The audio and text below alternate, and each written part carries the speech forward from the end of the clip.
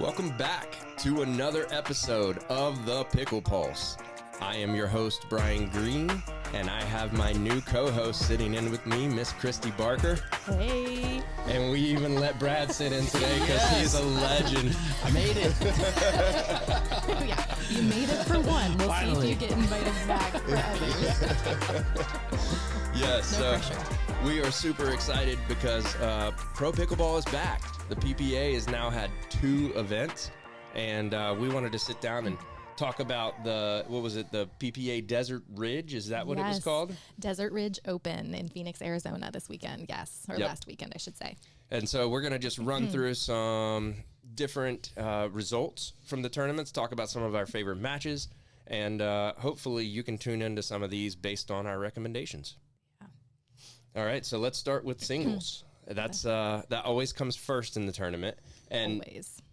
singles are interesting now because I feel like, yes, you have to be a really good pickleball player, but if you are not an athletic beast, at least on the men's side, you have zero chance at winning any matches, Right. right?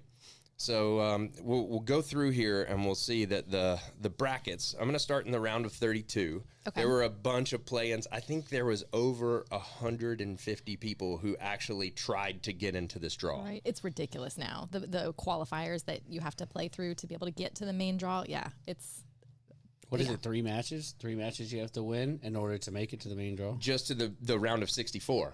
That's just to get into. Now Right. we're going to bump ahead of that because basically, as you look, if you go onto here, and I'll put some graphics up on the screen for everyone.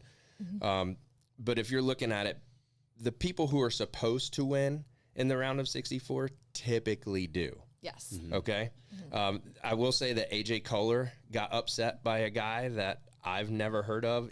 Ivingi, I'm just butchered his name, Kim. We're going to call him Mr. Kim. Mr. Kim. Yes, Mr. Kim took care of business against AJ Kohler in the round of 64. So that was a kind of a big upset. Outside of that, it's pretty much chalk. Right. So Which is to be expected, right? Like you said, that's what we typically see. Your lower seeds are typically going to knock out the lower seeds. Excuse me, the higher seeds. yeah, that's true, and that's because these guys are trying to get into the pro world.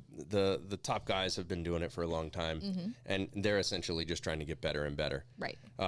So Ben Johns did his thing in round of 32, and he beats Adrian Lagaretta, some no name. He gets easy draw week in and week out. It's nice to be the best because you really do get the easiest of draws, and he doesn't get a real match until the quarterfinals. Right. It's like, way to go, Ben. But we're going to talk about you in the corner fighters in a second because some big stuff went down. Right. I will say Gabriel Joseph made it to the round of 16. He's the California boy, and definitely a huge fan of his game. He's very scrappy. He's a tiny guy, but Fast. that's it. So fast. So fast. And he's got a beautiful two-hander. What does he have? He has 1 PPA title, doesn't he? Yeah, he won Yeah. close to last year. Yeah, at his home. Somewhere in California. Was it San Clemente or something? Yeah. Was it against Ben? No. I don't Tyson. think Ben wasn't in that tournament, which is That's right. why That's I think right. he made his run. Yeah. Yep. But a great player and a guy definitely to watch out for. Connor Garnett makes it through. My and favorite. he's got to play Chris Howarth. So I don't know much about this Chris Howarth guy, but he beat Ben in the first tournament of the year. And he is playing lights out with this gearbox paddle. Right. Did Ben lose to Kwang Dong in the first tournament? Oh, it was Kwong. That's right. Yes, it So was Kwong. he's lost to Kwong. Yes. He's lost to Chris Howarth. And then, spoiler alert, he loses to Yame Martinez Vic in the round of 16 this week. So I'm really stoked to see the shakeup in the singles world. Christian Alshon, Rafa Hewitt. Alshon routs him. And 11-0, pickles him in the first Right. game, 11-5. I just could not believe that stat line. Right. That's pretty significant. Yep. And then Tyson does business, and also, this is a big one. Yes. Anik Lohani takes out Pablo Tellez. Which is big because Pablo's made a splash at the end of last year into this year with singles. So I was surprised to see that as well. Yeah, but Yep. this dude Anik, I think he's out of Minnesota, one of those northern states up there. but he made a big run in that same tournament that Gabriel won, and kind of made a name for himself. And this is a big win. I mean, he's taken out Pablo. He took out Tyler Leung the round before, which is pretty good. Tyler's not known for his singles play, but those are quality wins going into the round of 16 into the quarterfinals. Right. Okay, so the big story is Ben Johns lose to Yame. Yame is on the come up. This guy is legit one of the fastest players in the PPA, and he's got a great Tui for a backhand. He's got a great forehand, and just creates these beautiful points. Right, and can sustain very long points as well. The endurance there that he has during the point, I mean, keeps going. Like, it's stuff that you think he's not going to get back. It's coming back. So I think that you spoke about the athletic ability and how that comes through in singles. That really, I think, is mostly capturing Jaume Martinez-Vic, because he is an athlete. Yeah, he gets everything. Jay DeVilliers also made it into the quarterfinals, and Jay beat Chris Howarth, the up and comer. Yep. He hasn't really been in the talk of singles. Gosh, I feel like all of last year he sort of disappeared, singles and doubles a little bit. Do you know, was he injured? I don't know if he was injured or not, but I felt similarly to you. You know, Jay DeVilliers is a name you typically see when you're looking at the brackets and whatnot, and he got kind of quieter towards the end of last year, I would say. So I love seeing him back, you know, making it this far in the bracket, made it all the way to the semis. Could be that crappy Vulcan paddle that he's playing with. Right. I mean, you need quality gear. Vulcan needs to step their game up a little bit. Staxrud beat Alshon in the quarterfinals. Yep. And then Tyson took care of business in Anik Lahani. So again, a lot of chalk there, other than Yame beating Ben Johns, which was huge. So we then take it into the semis. You got Yame versus Jay, and you got Federico versus Tyson. Yep. I didn't get to see either of these matches, so I can't really speak upon them. So you can see by the scores, Yame and Jay took it to 3, a very close match. And I believe that this was the match that Yame was actually a little bit injured in. He's rolling himself out on the side with his water bottle, you know, taking a timeout there at a really critical point. I believe it was in the 3rd game as we're getting tight there. And Jay, I want to say it was 9-9 or something like that. Yeah, he made a comeback in that. Oh my gosh, yeah. But Jaume, Jay had an overhead put away. Jaume was able to just stick out his paddle and somehow got this miraculous thing back and put it to Jay's left side, I believe. And you could just see Jay throw his hands up. It was right at the end of the match. And I think that's when Jay knew, like, oh my gosh, like this is... It's just not your day when things are happening like that. Right. And it was just one of those points. I mean, I think we've all been there where the wind gets taken out of your sails. So you're just like, oh my God, how did he do that? So that was a pretty fun match. That's a good one to go back and watch. Yeah. I actually think I will, because, when Yame's on the court, you're looking at singles points that are lasting 12, 14, 16 shots, which is kind of unheard of. And it creates a very entertaining match. Right. Yeah. I don't typically enjoy singles, or I'll say I enjoy doubles and watching doubles so much more than singles. This round here was an exciting singles match for me. I actually walked away like saying I enjoyed watching singles today, and I don't usually enjoy that as much as I do doubles. Yeah, this was a good and day. I'm actually the opposite. I tend to tune into singles first because I like to watch the athleticness of the players. It is just unreal, some of the points that are happening now, and also there's a lot of upsets and things that happen in singles, which I think is kind of cool. That's true. And it's probably going to stay that way, the progressive draw, because they can stay fresh, you know. So so that brings in a whole nother note. Did you guys hear Tyson? I don't know if but he is basically saying, I went deep in singles and I let my doubles partners down over the weekend because my body was at 60 or 70% at most. Because of the progressive draw? No, because there wasn't a progressive draw at this particular event. Right. And so he's basically reaching out or putting something on PPA going, we need progressive draws if you want Tyson to keep playing singles. Right. Yep. He was verbal about that right after the tournament this week ended. I saw the same thing you did. You know, he wants the progressive draw to be able to preserve his body. He said, I'm a 34-year-old dad. If you want me out here being able to go long days, then the progressive draw is the way to do it. Well, and I get it. I mean, I'm playing the PPA Virginia Beach, and I signed up for singles, men's doubles, and mixed. I'm going to be there. I want to play it all. But, like, I'm terrified that I have a great day in singles, and then I'm smoked for the weekend. So it's just one of those things where you really have to be thoughtful because you got people counting on you in doubles. You don't want to let your partners down. Yeah. It's true. Yep. So Federico took care of Tyson. I'm betting it's partially because Tyson was a bit spent at that point in the day. And I'm betting it's just Federico's got his number at this point. He's beaten him most of the time.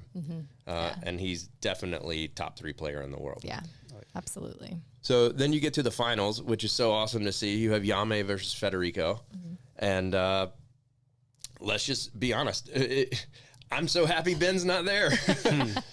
Nothing against Ben. If he ever does listen to this, I'm a huge fan. It's just really nice to see different upsets. I think it's one of the reasons the NFL is so entertaining to watch. It's because you never know what's going to happen versus just Ben's going to win singles.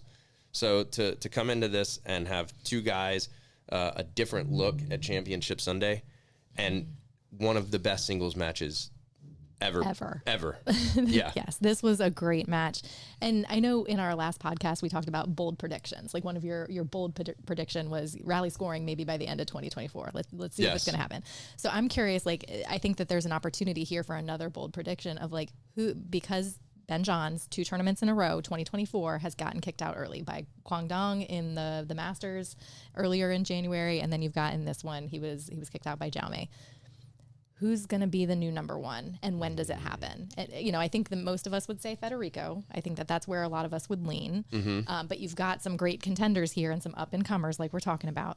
So when does Ben become number 2? Like when does he slide down the list and who is it going to be? I could see it happening this year. What do you think, Brad? You still think he's going to take care of business? Yeah, he's going to adjust. I mean, he's the king of adjustment. Yeah, I mean, he's going to get pushed, and that's maybe we're going to see a new and improved Ben Johns. I don't know how you can see that, but because he's already a phenom. But my thought on it is that you've got Christian Alshon, who's a beast in singles. You've got Yame, who's a beast in singles. Federico, really, really good. Pablo Tellez is making runs now. And let's talk about 2 people who aren't here. Dylan Frazier won the Masters. Oh yeah. Let's not. He didn't play this tournament. And J-Dub. And then another one that I'm curious about, we talked about last time, is Jack Sock. What's Jack Sock going to do to singles? That's true. Yeah. So I think that it's kind of wide open. And again, I say this in no disrespect to Ben Johns. All of us know he is number 1 for a reason. He's held the position this long for a reason. But I am really curious, who's going to challenge this? Who's going to be there? And I like you, it's kind of nice to see somebody different. Yeah. So I don't think there's going to be one guy challenging him, but I think that it's going to be harder for him to hold his number 1 title through the end of the year because I think there's going to be a lot of winners, a lot of different winners throughout the year. Yeah. And guys making runs deep. And then the question is Ben going to keep running after singles or is he just going to focus on always winning doubles? Right. Is he going to wear his body out like Tyson said? Right. How old is Ben Johns? 24? Yeah, he's still pretty young. 24, yeah. Young. Well, and to Brad's point, the pickleball IQ in that man's head is so extensive and greater than anybody else out there. Like, is he going to adjust? He and Colin have their notebooks of of how to play everybody out there. He definitely has one for singles too. Oh, for sure. So it's going to be curious to see how he adjusts. Consistency. It's going to come down to who's hitting the shots. And it'll be a toss up between those 6 names, and until there's a no-namer that's out here grinding right now as we're doing this podcast. Yep. And he's going to come in and, he'll knock off a couple people and then we'll be talking about him. And then there's a guy I want to talk about in the next segment that we're going to jump on to that. But before we get there, Ooh, I think I know. Okay, let's I just won't say, say Federico Staxrud, congratulations Yeah. on your W. Yes. That's a huge win over Yame, and it was an unbelievable match. As we said, one of the best ones ever. Yes. Go back and watch that one. I would say, yep, your semis and your gold medal match, definitely ones to watch. Okay, so we're going to talk men's doubles now. Men's and women's doubles, I would say gender doubles are kind of like the main draw of it. I guess mix is right in the mix too. No pun intended, but everyone loves gender doubles, right? Yeah. So we'll start with the boys. And let's go first shout out to... Yeah, first big shout out for our local picklers, Andrew Wang and Rumi Vaikuntan. They did a great job in the qualifier round. They ended up winning their first 2 matches in the qualifier. They lost in their third, but so they just barely missed out on the main draw, which was really cool for them. And they ended up losing to Tanner Tomasi.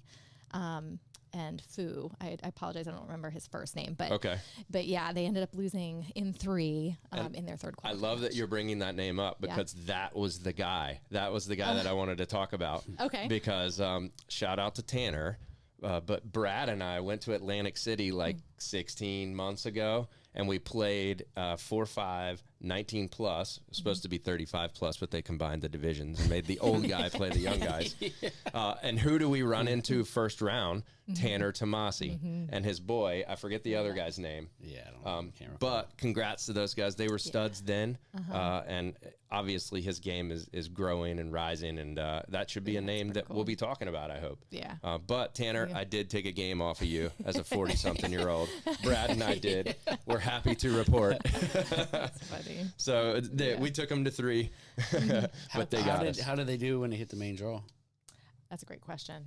We got it right here. Let's see. I'm not sure. Where did they go? They're right there. I see it. Oh, Tanner there you go. Tomasi and Ryan Fu played Jose Farias and Mario Barrientos and 11-9, 11-7. So they sort of held their own. That's definitely holding your own for the. I mean, not getting routed. I don't know who this Ryan Fu kid is, but I might reach out to Tanner. I still keep up with him online. Maybe we'll have him on. Cool. That'd be fun. Yeah, that'd be great. But yes, shout out to our local picklers, Andrew and Rumi. Awesome job. Great first pro qualifier showing for you guys. That's awesome. Let's go. Yeah. And another pro, up and coming pro that I've beaten and taken games off of. That's going to be the theme of this. Is I've taken a game off of you. So Rumi, don't forget. Got him in the Pickleballers Open 2 years ago. All right, so we're going to talk men's doubles, and we're again going to start in the round of 32. Pretty much chalk across the board. Any match in there that you guys saw that you really want to talk about? No, not in the round of 32. You can see I got my notebook here. I type A, OCD much. I definitely have all my notes from the weekend, but I didn't see anything really until the quarterfinals. All right, I don't think I had anything. Let's skip right ahead then, yeah. because basically all the big names. We're going to start here at the bottom because there's a kid named Augie Gee that everyone is talking about right now. Yeah. So this guy, he's on YouTube. If you want to check him out, check out his channel. But he's obviously an up-and-comer. He lost to Declan and Tyson. But it was tight, 11-8, 11-5. It was.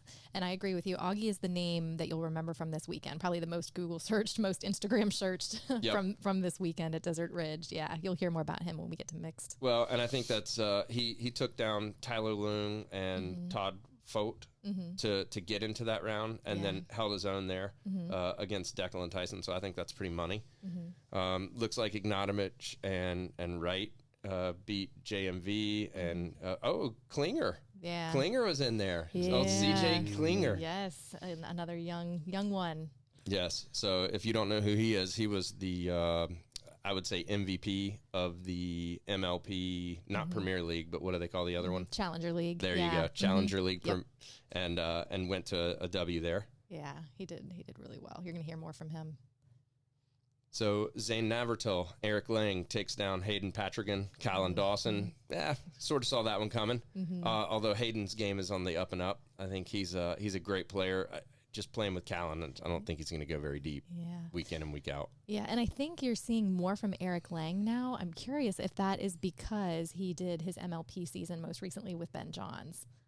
Like, I'm just curious, you know, you play with Ben Johns, you're going to pick up some You notes. get some coaching for sure. You're getting yeah. some coaching that I love how he's emerging from that, and we're seeing his name. So correct me if I'm wrong, but wasn't it Tyson and Eric who made it to Championship Sunday to play against the Johns boys, or later last year? I feel like Tyson made a run to Championship Sunday. I think it was with Eric. That's a good question. I don't recall. Yeah. I'll have to look back. All right. We'll put it in the notes. We'll put it in the notes. We'll do our research. Yes, but his game is definitely on the up right now. Eric's playing some great, and he's a lefty, which I know a lot of people like. Yeah. So Riley and Thomas took care of business. Yep. And Julian and Christian. Let's see. Yeah, basically chalk everywhere else. So we're going to go into the quarterfinals. Yep. Okay. The quarterfinals were Ben and Colin versus Jay and Ben Newell. No surprise, 11-5, 11-9. Yep. Pablo Tellez takes on Christian Alshon and Julian Arnold. I actually really like that pair up. I'm a big Christian Alshon fan. Yeah. I know there's a lot of haters out there, but I've been following him since he was doing classes in Chicago and practicing on a wall on his little vlog. And I just remember thinking, God, how's this kid going to get good? He's literally in a racquetball court hitting against a wall, trying to get faster. But man, this dude, he is legit at this point. He really is. And it doesn't it doesn't hurt to have Lee Waters in your ear. I mean, I think the coaching that she does, man, I wish I could be in her brain too. Dude, you beat me to it. Yeah. Yes. To be in that Waters camp, you're definitely getting a higher pickleball IQ there. Yeah. Yep. So they took care of Pablo and Federico and made it to the next round. Now, here it is. Thomas and Riley, Eric and Zane. Yeah. I mean, this is they took care. I'm very surprised. Shocked. Yeah. You would think Thomas and Riley would kind of route these guys, but Zane on his pod is constantly talking about, I'm a double specialist. If you notice, he's not playing singles anymore. And the really funny thing is his whole statement was, have you seen Christian Alshon? I can't move like that kid. It's like, I'm not playing singles if I have to play guys like him and Yame Martinez. It's like, come on. So maybe he's just really focused. Yeah. And again, Eric Lang with a huge win against a big team. So that's the 12 seed taking down the 2 seed. Yeah. And then Tyson and Deckel are playing unbelievable together, and they took down Matt Wright and Ignatowicz. And Deckel and Tyson were down 7-1 in the third. Whoa. Like, this was a comeback. Okay. Yeah, they were down 7-1 and were able to pull it together and come back. It was good pickleball. That's another one to highlight. The third game there would be the one that I would go back and watch. And if you're watching Ignatowicz right now and not paying attention to his two-hand backhand dink, I mean, it is so ridiculous. Everyone is talking about it in pickleball, and that he is just pushing all the best players so hard with that dink. And it's one of the shots that I'm going to put out a video. It's one I've been working on a lot. I think you hit it as well, right, Brad? I try. Yeah, I'm watching him. But, man, it is unbelievable how much topspin he is putting on the ball and pushing guys around with that. So great win for Tyson and Deckel. The next match, as we're going to talk about, as we're getting into the, what do they call this, the semis. Okay, and Deckel and Tyson, Eric and Zane. Yes, just go watch this. Just go watch this match. Just go watch this match. Body bags Yes. all over the place. Some potentially very intentional or more intentional. I really enjoyed the commentary from Adam Stone and Dave Fleming on this one because they of course they know their stuff as commentators. They know the players. They have some inside information that we don't have, and they were saying the same thing. They're like, I wonder if this is a little bit intentional. We got some heavy swings out here, and we are aiming at bodies. I heard spicy. on Zane's channel that there were 9 body bags total in a pro match. Yeah. 9 body bags. Yeah. And Deckel caught 6 of them. Yeah. Right. The big man was getting worked. Right. And there were points in that match where guys were swinging as hard as they could from the kitchen line trying to take heads off. Right. And it was very interesting to see because you don't see that very often. It was. And the post-match interview was another one that I went back and watched. I watched it 2 or 3 times actually afterwards because Tyson was asked specifically, how do you feel about this? Like, these shots were intentional. What do you think?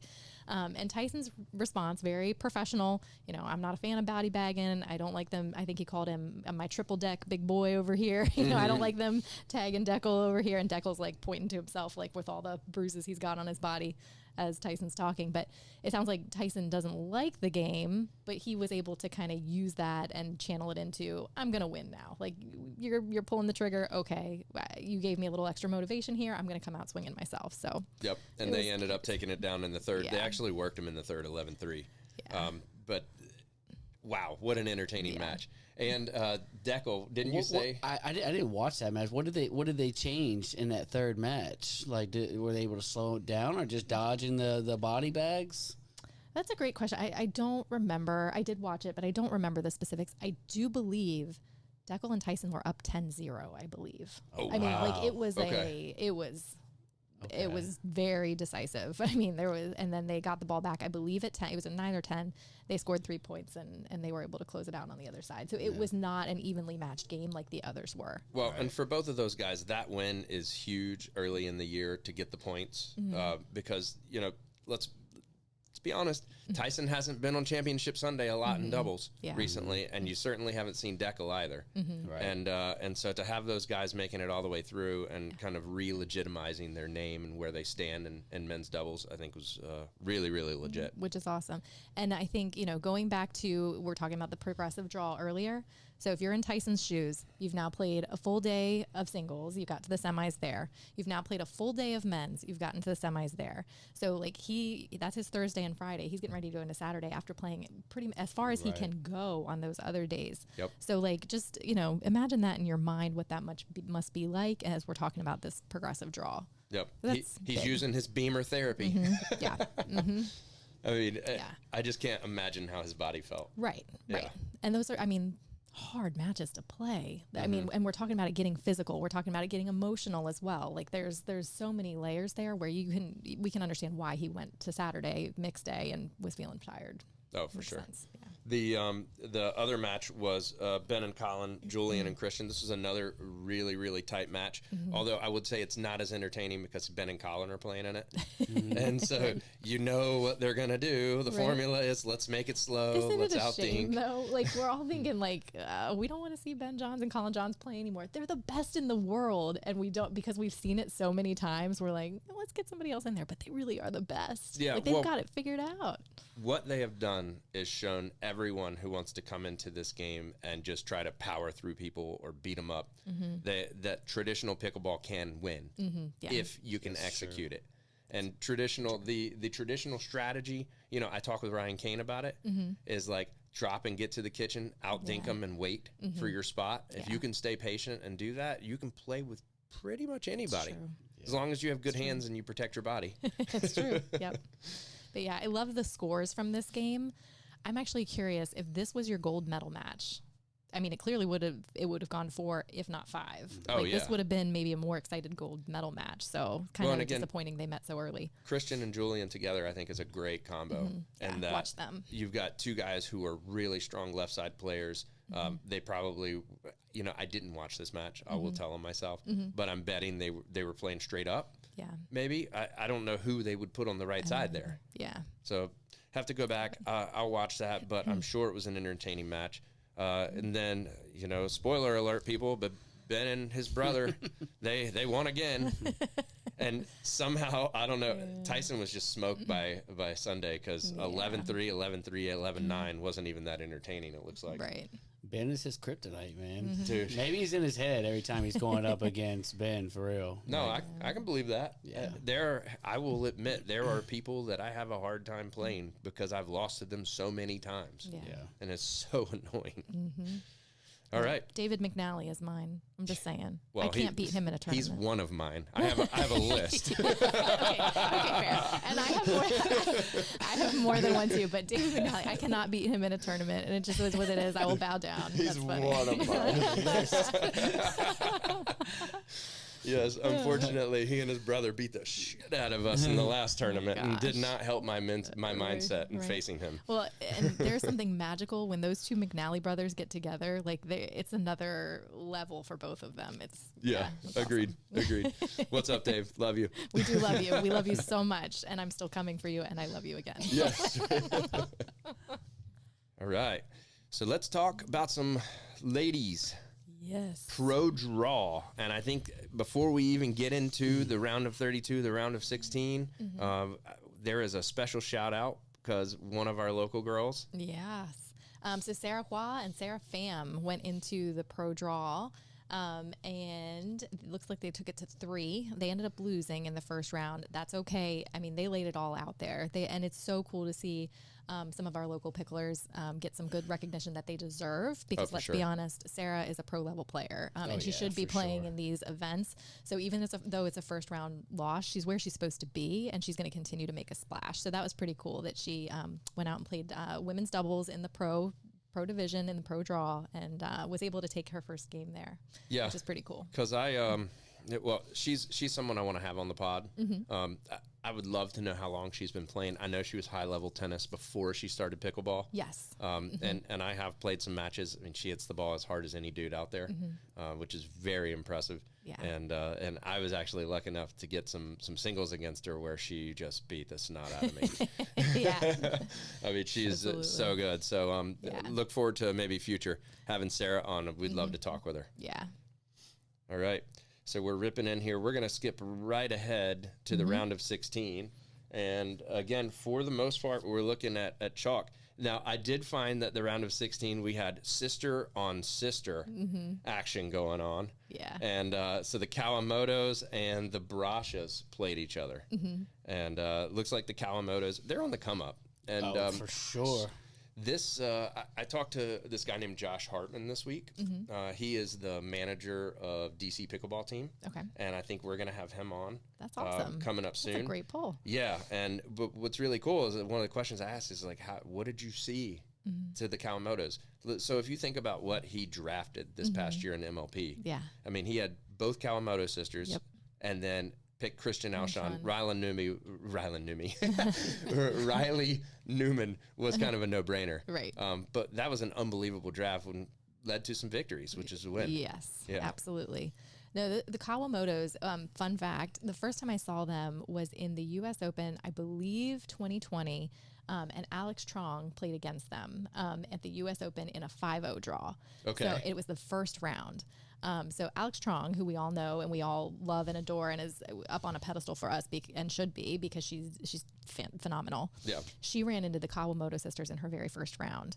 And I remember thinking, who the heck are the, like, Alex is the best one I know. Alex is the best everywhere, right? Yeah. And Alex ran into the Kawamoto. She ended up losing that match. And they've been on my radar ever since. So I've actually been watching them for a while and have really enjoyed watching them and then their success progress over time. Were they playing like 2021 like APP events and winning stuff, or have they always played PPA and just kind of grinded through? Correct. Okay. I think that they got noticed early on and they kind of skipped the APP, if you will. They kind of did some the US Open tournaments and other big ones, but I don't believe that they did the APP.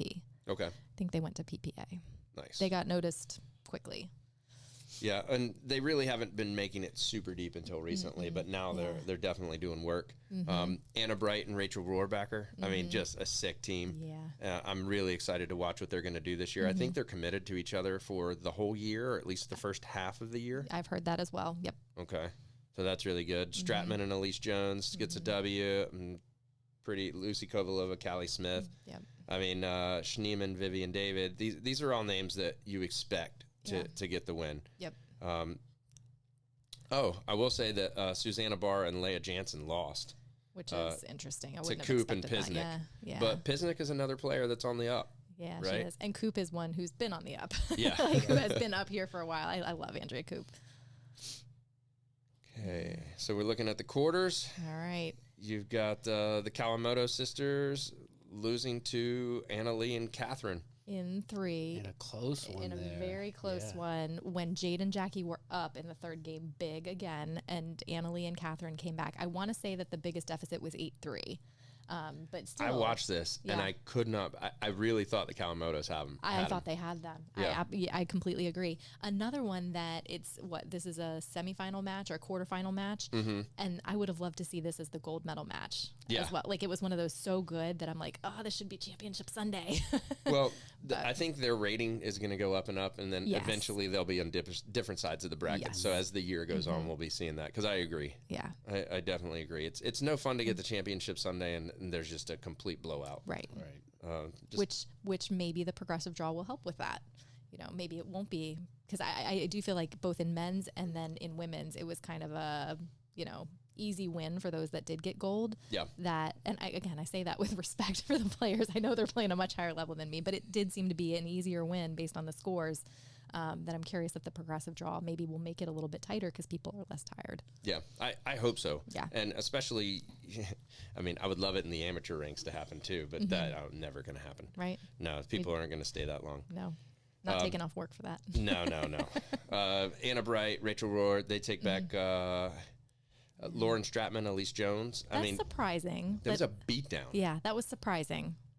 Yeah, I didn't expect that. Yeah, I didn't. Although I can't say Lolo's been playing great recently. It just seems like she's kind of there. She got paid and she's happy now. I don't know. Good point. Well, the question is, did she get paid? I know that her and her boyfriend are rolling around in sweet Mercedes, but MLP's not. They haven't paid out a lick of anything to any of their players. Interesting. Yeah, so PPA has been playing their people, but MLP not so much. Sure. Kovalova, Callie, Yep. run through Vivian David, Lacey Schneeman, and Megan Dizon, and who was Marietta Wright? That's Etta Wright. Yes. Yeah, the Marietta's throwing me off. Yes. Okay, popping up, and we'll just skip right over all of this and just say Anna Lee Waters, Catherine Parenteau, take down Megan Dizon and Etta Wright in the gold, in the gold medal match. Yeah, and if you scroll up a little bit, you'll see that the other semi-finals match there, this is one that I was really anticipating. Anna Lee and Catherine versus Anna Bright and Rachel Rohrbacher. I was really curious how this one would go. I actually thought it would be a little bit tighter. It was a late evening game, if I can remember. I remember Anna Bright saying, I'm a night shift person. I got this. Like, it's an evening game, but I'm okay with it. So I don't know if they were tired at the end of the day, but I wanted this to be a little bit closer, and it's my bold prediction, like even the next PPA, this will be a tighter match if these two face each other again before the gold medal match. Yeah, so. It's almost unfair when you have the 1 and 2 female players playing together. Yeah. Well, and simply because I feel like Anna Lee is so much better than Catherine. Yeah. And Catherine seems to be so much better than everyone else, at least in doubles. Now, in singles, it's a little tighter. But to have these two ladies playing together, I don't see them losing much this year. Period. So you make a good point. You've got the 1 and 2 together. Anna Lee and Catherine aren't losing. Not yet. They're like 60-0 right now, I think, is their record. It's ridiculous. So, but then you've got like 2 through 7, I think are open spots. Like, I don't know what the number 2 women's team is. It could be the Brashas, the Kawamotos that we're talking about could do it. I don't know that Lucy and Callie are going to do it. I like them, but I don't know that they're going to be the ones that take the 2 spot. I think they're over the hill. No offense, ladies. Love you. Right. You're both wonderful ladies, but you're on the backside of your trajectory. Right. I like Etta Wright and Megan Dizon. I like Anna Bright and Rachel Rohrbacher. I think you've got a whole bunch of teams fighting for that number 2 position. It's going to be really interesting to see who emerges there. Yeah. And the $1 million question is, what does the number 2 team have to do to take out this number 1 team? So we do see something different. Yeah. I would love an upset. Brad's always one who cheers for the underdogs. I like to see something different too. When did Anna, because they played together. So that's why I'm looking up here and I'm like, Only occasionally. Only occasionally. Normally, Anna Lee plays with Catherine. She played a couple of tournaments with Anna Bright, and I think because Catherine wasn't there. Right. Yeah. I mean, I remember when the team up with those two. So that's sore subject. So I'm rooting. I mean, obviously I'm rooting against Anna Lee just because she wins everything. Well, the real question is, how far down the list would you have to go to play with Anna Lee before she doesn't win? Meaning, do you have, do you get the 15th best woman to play with Anna Lee? She'll play mixed. Yeah. It's not beyond her. She will play mixed and she will still win. Yeah. Like I think you're definitely going into the 20s. So That's a maybe good question. maybe a future pod we're gonna have. Yeah. How good is Anna Lee? Right. And could she play with a 5-0 male and win? Could she play? Right. What is it usually singles for? Is Catherine battling her in singles? And Yeah, that's usually. usually what we're seeing right there. Yeah. Yep. Those are the top two dogs in singles. All right. So last but not least, we're gonna hit up some mixed. Oh, I got to do a women's singles shout out. Okay, go ahead. Shout out to Sarah Hua again. We talked about her in women's doubles, but also in women's singles. She actually got a first round singles win, was able to advance to the round of 32 where she met Salome Device and lost there. But again, another good showing. Sarah should be in the pro draw, and I'm so glad that she's getting there and starting to dip her toes in. And I think we're going to see more from Sarah coming up in these next tournaments. I think her next one is Minnesota. So excited to see what she does there. Let's go, Sarah. Let's go, Sarah. Come on. Come represent on. us. Dang right. We love it. We're all rooting for you. All right. So, ladies and gentlemen, we're going to do the mixed doubles pro draw. Let's do it. All right. Again, I feel like this is the most popular bracket. Like it's saved for last, like when you're watching it. But like me, like when it's men's or women's, like I'll tune in. But when it's mixed, I'm like, ooh, I gotta see this. well, I feel like it's the most entertaining.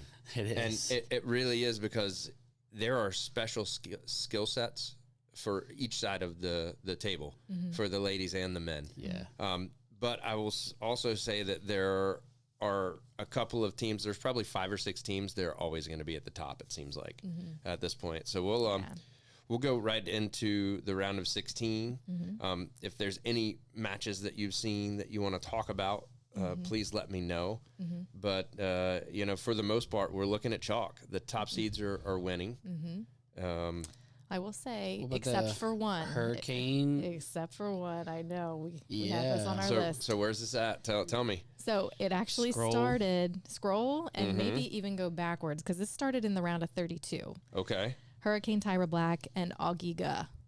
This is the hot topic for mixed this weekend. So it started back in the round of 32, where Hurricane and Augie defeated, I believe, Jack Monroe Go back down. and Leah Jansen. Did I miss it? Yeah. Jack Monroe, Leah Jansen. It's up a little bit. I saw Might you go just up. you going. Oh, There there you it go, is. right there. Yes. Okay. All right. So they won in the round of 32. Then they advanced to the round of 16, and they defeat Jackie Kawamoto and Riley Newman. That's huge. 11-6, That's 11-6. huge. Into very decisive. And then they go to the next round after that, which that's quarters, I believe. And they defeat Matt Wright and Lucy Kovalova. So you've got a 21 seed that came in, and they knocked out your 16 seed, your 4 seed, and your 7 seed. Wow. Okay. That's a splash. A lot of jawing in that. No wonder match, too. everyone Oh, is yeah. talking about Augie. Everyone Yeah. is talking about Augie.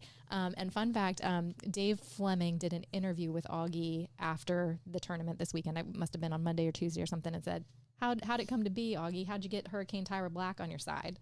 And I believe that Augie was supposed to play with Krista Getchkiva. They went to sign up for this tournament, and there was no room on the wait list, so they couldn't sign up. So Augie's just taking a look at the women who need partners. Tyra Black was one of them, and he Instagrammed her. He slid in her DMs and said, "Hey, do you want to play?" And she apparently asked somebody on the side, like, "Is this guy? Can I do this? Is this all right?" Reviewing tape on him. Right? Yeah. Should I do this? And they were like, "Oh yeah, definitely do it." So this is like she just a random date that Wow. slid into her DMs, and she went on it, and it was very successful. That's a sick run. Isn't that awesome? So this is a pairing to watch. I hope that they sign up for more. I hope the I'm same sure scenario. they will. Right. This is the luckiest date she's been on. So that's pretty cool. Wow. That sort of makes me want to have some more blind dates at different tournaments. And it makes you want to shoot your shot. Yeah, Like, right? just go for it. Why not? So this All right, was Sarah, pretty cool. you want to play some mixed with me? Right? I love it. Yeah. So this was pretty cool. I hope we see more of them again. They ended up getting, I believe, 4th overall. Yeah, they came up against the Juggernaut. Yeah, they got AL 4th. and Ben. Yeah. But held their own. I mean, they lost in Held 2, but their it was own. 7-9. Right. Wasn't Yeah. bad at all. Yeah. So that is the story for sure. So the other story, and I don't even know if this is a story. This is kind of, I mean, they're the number 2 seed at this point, but Anna and James together are unreal. Unreal. And I think that they have a chance this year to take some games and win some championships They off will. of Anna Lee and Ben. They will. When is it happening? I think it's going to be here, there, and everywhere, but not everywhere often. Right. Right? So we're going to spice up this podcast. We'll put some money on the table. I bet they do it in April. So Is by there an April. Is there an April tournament? Yeah, I bet yeah, there are. I bet they do it by April. So I'll think put $1 on it. a whole dollar? Whoa. Wow. It's getting spicy, Brad. What do you Wait, do? now, Brad, the money manager is. Are you okay with that heavy bet? I love it. Yes. All right, I'll put $5 and say Okay. not gonna happen. No. Not yet. I'm with Not in Brian. April. Not Okay. yet. So when? Or do I you think, think? like it by will? summertime, come fall, they'll start taking games off of them Okay. because they're gonna figure it out. And James is gonna get good enough, or Anna gets good enough. My friend Steve Rose once told me in mixed doubles, he says whoever has the better girl is typically gonna win. Right. Right? And I do believe that because there's only so much that you can do as a male to create, especially if your girl can't reset or create and keep the guy in front of her honest. And I see that perspective. I've been told that a lot. I've heard it a lot. I've believed it a lot. I think that the better girl will be the one to prevail. I also have recently started to see the other side of that, where depending on how much the guy inserts himself, you know, how much pressure he is putting on the other girl, like that can make a big difference too. So I think it also, it's depending more, I think, on the guy than we realized. I mean, especially with Anna and James. I mean, James is covering a lot of court. He's covering a lot of court. He's a beast. Putting a lot He of pressure is. on, like you talked about the backhand cross court dinks, which leads us to the next big thing that happened that at this ATP? peak. The ATP that he did twice behind the back Yes. to make pickleball history and put us on the #1 ESPN slot that's for the right. first time in Yeah. pickleball Top 10 Yeah, place, that's he got right. number 1. He got Yeah. #1, which is the first pickleball play to ever make #1 on the ESPN top Yep. 10. And it So, was very deserving. It was a sick very shot. deserving. And he did it twice during that day. A lot of people are forgetting that he did it earlier in the day. I want to say against Colin Johns. Well, somewhere he in the came draw. out in an interview and said, I created that shot. He says, I did it did. 2 years ago in a tournament. Go back and look on camera. love it. It's like, that is my shot. I love And so he needs to actually name it Right. now, is Well, the it's deal. the Big Papa Jimmy, right? It's the Big Papa. That's what it is. I like it. I got to work on my Big Papa shot. Right. We'll go ahead and drill some Big Papa Jimmys tonight. But yeah, stellar shot. It speaks to his athleticism. Like you're talking about his court coverage. He was able to create it by this nasty cross court backhanded dink. He put so much pressure on it that the only Well, I think it was Thomas Option. Wilson and Thomas And hit yes. the cross court dink, pulled Yes. him way wide. way wide. And the only shot he had left was to do an ATP Yep. behind, Backhand. backside, flipping it underneath. I mean, it was sick. It was. The other team I wanted to quickly talk about is Alshon and Parento. Yeah. They are a really good squad together. I Yes. like that pairing. I hope they stick together because that's another team that I think is going to push Annalie and Ben. Yes. Are we able to pull that up on the draw as well? I'm curious where that happened. I think that was also quarterfinals. Okay. Yes. Yep. So that's another one, a quarterfinal match. Look at these scores: 13-11, 11-8, 11-6. That again, I would love to see that as a gold medal match. I'm very curious if that team, you're absolutely right, Catherine Parento and Kristen Alshon, what kind of splash they're going to make later. That's one of the matches that I watched this weekend, and I could not. There were moments during this. So number one, the match before that, I believe, or 2 matches before that, Annalie was. Oh yeah, Pablo and Etta took them to 3 games. Yep. And then Ben and Annalie won 14-12. Right. So they had already been pushed all the way to the edge. Show up the next Alshon and Parento, and in game 3, they were up. They were up pretty good, and then all of a sudden, I think it was like 6-2, 6-3, somewhere in there. They missed the third in the net, and then Christian dumped his serve into the net, and then the game was over 5 minutes later. Right. It was like, just like that. the momentum just sucked out of them, and all of a sudden, Ben and Annalie did what they do. Yeah. So Well, even Anna Lee, when she was interviewed after this weekend, I think it was after the mixed day had ended, but not before Championship Sunday. So kind of in that in between, she had finished the day, not yet at Championship Sunday. She said, we just skated by. Yeah, we barely slid by this, right? She was very aware that they didn't play either their best ball or they were pushed quite hard. And I can't remember if this was the really windy day as well. I think the elements may have played a factor. It definitely singles was windy. Yeah. But I don't know if that played a factor here. That I can't remember. I remember seeing it with the men's doubles. Yeah, there was definitely some wind down there. Mm-hmm. Well, that's our PPA recap. Yeah. The thing about professional pickleball is that there are millions of people playing the game and only a small percentage of people actually watching it. And so I'm hoping to bring a little bit of light to you guys. Hopefully we didn't bore you too much with some technical stuff, but if we did, I'm sure you're not catching this part, so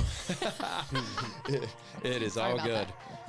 If you've been loving what we've been doing, please please subscribe, and we'll catch you in a couple days.